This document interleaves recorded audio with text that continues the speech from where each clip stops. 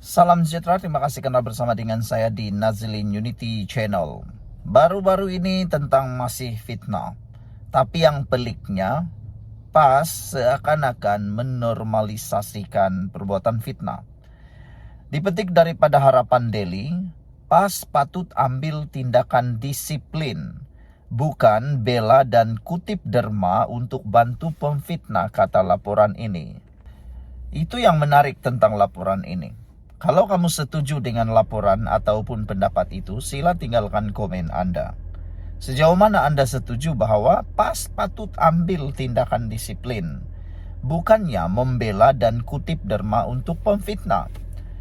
Baru-baru ini Razman Zakaria, Pesuruhjaya PAS Perak, turut melontarkan satu kenyataan yang bersifat memfitnah apabila beliau menyatakan tentang Hanayoh yang macam seakan-akan datang pula. Bukan seakan-akan, dia kata keluarga daripada YTL.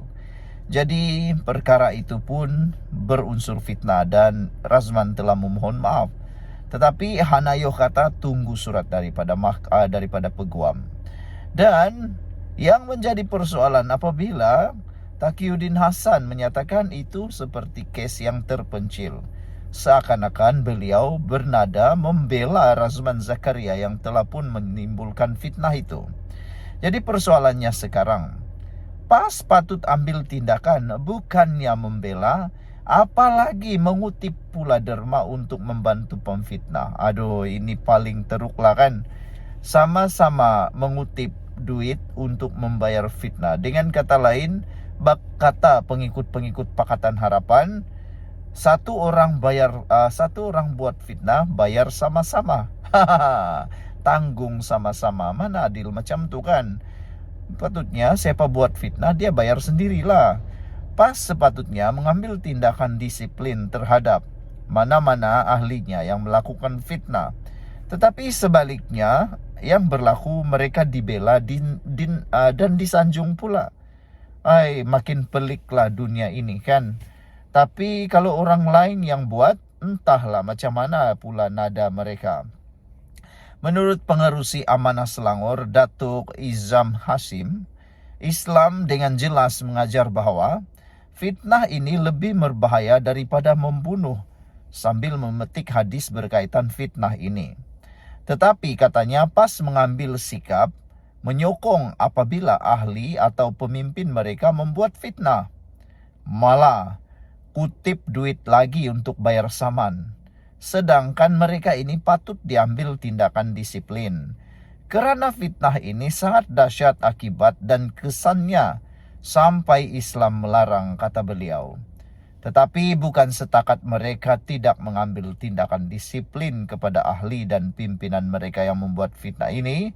Walaupun terbukti di mahkamah, mereka pula menyokongnya, kata Bendahari Amanah Nasional itu.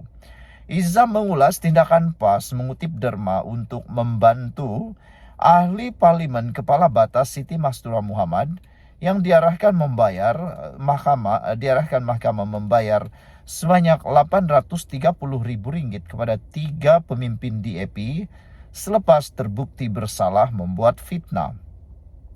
Arahan kutipan derma itu dikeluarkan oleh Setiausaha Agung PAS Datuk Seri Taqiyuddin Hasan kepada ahli dan pemimpin PAS agar menderma untuk membayar saman itu. Baru-baru ini Siti Mastura telah menyelesaikan bayaran saman fitnah berjumlah Rp830.000 itu kepada 3 pemimpin DAP.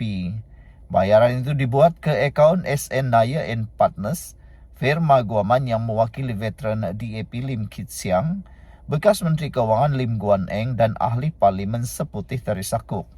Pembayaran ganti rugi dan kos guaman itu dibuat melalui pembayaran cek kepada Datuk Sangkarnair, peguam bagi ketiga-tiga pemimpin DAP itu.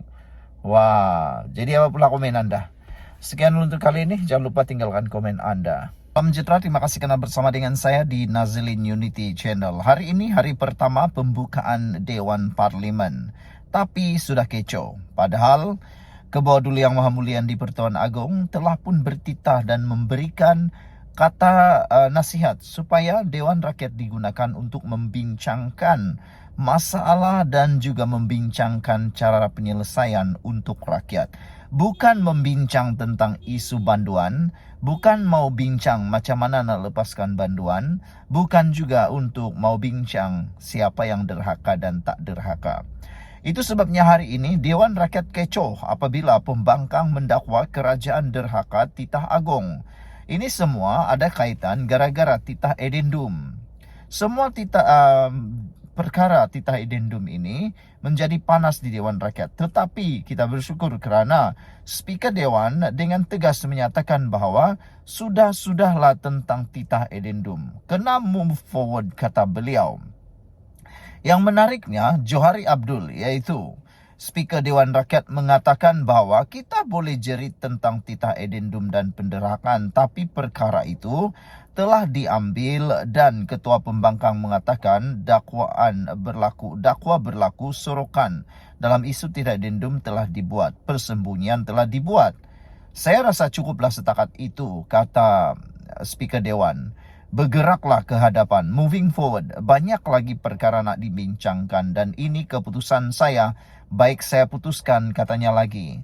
Selain itu, beliau juga kata oleh kerana ia 36 dalam kurungan 2 dan isu titah edendum masih dalam mahkamah dan perkataan darhaka juga mengikut peraturan mesyuarat 36 dalam kurungan 7, saya tidak benarkan lagi isu atau perkataan itu.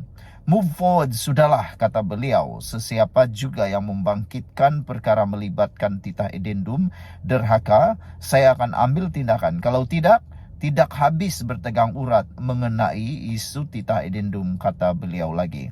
Sangat menarik dan sangat setuju tentang apa yang dikatakan oleh Speaker Dewan Rakyat ini, bahawa saya rasa cukuplah setakat ini, bergeraklah ke hadapan. Banyak lagi perkara nak dibincangkan dan ini keputusan saya, baik saya putuskan, kata beliau. Nak beritahu, kita nak tegurlah. Kita pun nak tegur ahli-ahli parlimen ni. Sudahlah bertegang urat tentang hal-hal nak menyalahkan orang atau sebagainya. Baru-baru ini sudah ada banjir besar. Bukan saja di Sabah, bukan saja di Sarawak, bukan di Borneo, tapi di seluruh selanjung Malaysia pun ada yang kena banjir. Apa kata kamu bincang bagaimana nak menyelesaikan masalah banjir ini? Ahli-ahli parlimen semua, tolong bincang macam mana nak menyelesaikan masalah banjir ni, macam mana menyelesaikan membantu rakyat yang terjejas banjir. Jalan raya rosak. Halo, kalau kamu pergi ke Sabah, hello, ahli parlimen semua. Cukuplah bercakap tentang titah edendum Najib tu, sebab sudah dikatakan oleh Johari Abdul bahawa kes ini sudah di mahkamah. Biar mahkamah putuskan, biar perbicaraan dibuat dengan sebaiknya. Sudahlah bercakap tentang titah edendum itu, biar mahkamah yang urus, kata Johari Abdul. Dan kita harus setuju perkara tu. Ada banyak perkara lagi yang mereka boleh bincang, khususnya untuk kesejahteraan rakyat. Jalan raya di Sabah teruk, apa kata itu yang kamu bincang? Air teruk, projek tak siap, itu lebih baik itu yang kamu bincang. Buat apa nak bincang tentang titah edendum yang sedang berada dalam perbicaraan? Jangan lagi nak cakap si anu yang derhaka, kau derhaka, kami tak derhaka. Sudahlah, kami muak dengan hal itu. Itu sebabnya kita setuju dan kita menyokong apa yang dinyatakan oleh Ketua Duli Yang Maha Mulia di Pertuan Agong, bahawa sudah tiba masanya politik itu tinggalkan dulu. Sekarang waktunya cari jalan penyelesaian, cari jalan untuk membantu rakyat. Dan Dewan Rakyat bukan untuk ejen perpecahan, bukan untuk menunjukkan siapa paling jago, tapi tunjukkanlah siapa yang paling hebat membantu rakyat. Ini tak sudah-sudah masih lagi nak memainkan isu-isu tentang titah edendum dan sebagainya. Kita tahu sekarang ini mahkamah sudah mengambil alih kes itu. Jadi biarkan mahkamah yang bekerja. Ini masih lagi lah, aduh, kita geram lah kan. Lihat sajalah, kita nak Terengganu, Kelantan, Kedah, Perlis, pembangkang punya negeri.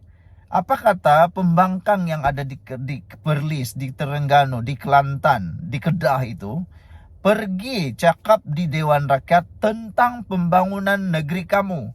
Jangan bercakap lagi tentang benda-benda yang tak meninggalkan manfaat, tak memberikan manfaat langsung kepada rakyat yang ada di negeri kamu. Lihat sejak Kelantan, Terengganu baru kena banjir. Sabah Sarawak baru kena banjir. Besar lagi banjirnya. Kenapa tidak itu benda yang kamu cerita? Itu kan lagi bermanfaat. Aku pun heran lah dengan penyokong-penyokong walaun nih kan. Kenapa lah mereka nih masih lagi terpekik-pekik nak menyokong benda yang tak memberikan manfaat pada mereka. Titah Addendum tu memang sudah dalam proses. Jadi buat apa lagi? Tak payah lagi kita cerita tentang tu. Oh, gag order pun sudah ada. Jadi lebih baik biarkan mahkamah yang urus. Yang kita nak ulas sekarang ini, bagaimana nak membantu rakyat? Macam mana ahli-ahli parlimen, pembangkang kerajaan nak membantu rakyat? Kan lebih baik itu. Kamu bertegang uratlah macam mana urat besar di leher sekalipun. Kalau itu membantu rakyat, silakan. Ini masih cerita tentang dialah paling hero, dialah terpaling membela Najib, dialah terpaling konon memberikan keadilan. Tak pedulilah dia kerajaan kah, dia pembangkang kah. Mula daripada tahun ini, mula daripada sidang parlimen kali ini, tolonglah, hello ahli parlimen, tolonglah. Kamu datang ke parlimen tu, kamu makan duit gaji daripada pembayar cukai. Kamu dibayar gaji oleh rakyat Malaysia. Kamu pergilah di Dewan Rakyat itu menyelesaikan masalah rakyat. Jangan pergi ke Dewan Rakyat, jangan pergi ke Dewan Rakyat. Jangan kamu pergi ke Dewan Rakyat untuk saling bergaduh. Karena di Dewan Rakyat itu tempat untuk membantu rakyat.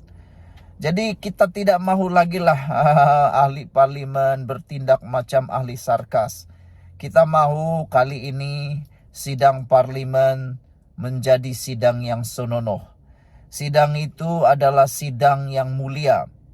Selain daripada itu, Ketua Duli Yang Maha Mulia di Pertuan Agong sudah menyatakan perkara ataupun nasihat supaya semua ahli parlimen menjalankan tugas sebaik-baiknya. Jangan bekerja macam budak-budak tadika. Kalau kamu kerja macam budak-budak tadika, lebih baik kamu letak jawatan. Daripada kamu hanya datang ke parlimen, makan, bercerita dan tidur. Ada lagi yang tidur kan, ahli parlimen kedapatan tidur. Lebih baik letak jawatan sajalah. Jangan bertandinglah kalau kau tidak mau sudah. Kalau rasa-rasa tidak dapat mengangkat jawatan itu. Okey, jadi kita setujulah apa yang dikatakan oleh Speaker Dewan Rakyat. Move on lah. Tiada siapa yang derhaka, tiada siapa yang tidak derhaka, tiada siapa yang terpaling lah membantu sini sana. Yang kita mahu ialah parlimen tempat untuk selesaikan masalah rakyat. Jumpa lagi. Bye-bye.